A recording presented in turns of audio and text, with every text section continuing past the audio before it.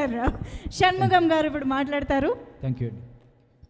మా షణ్ముఖ ఈవెంట్ని ఆశీర్వదించడానికి వచ్చినటువంటి పెద్దలందరికీ, మీడియా మిత్రులకి, మా రగన్నకి నా స్పెషల్ థ్యాంక్స్.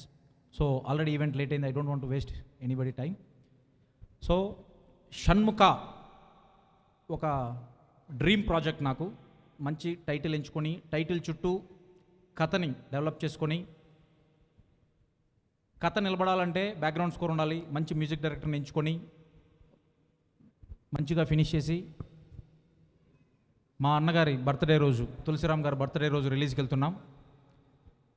సో దయచేసి ఆశీర్వదించండి. నెక్స్ట్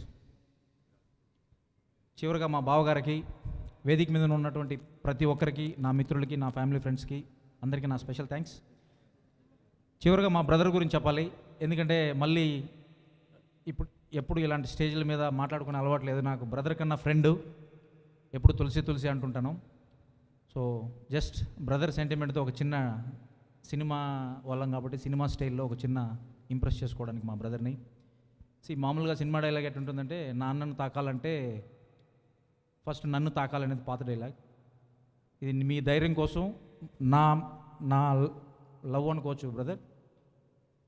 నా అన్నని ఎవరైనా తాకినా, నా అన్న దగ్గరికి ఎవరైనా వెళ్ళినా రాంగ్ స్విచ్ ఆన్ చేసినట్టే. That's it. That is my love and my brother. Thank you. అమ్మో, మీలో డైరెక్టరు, రైటరు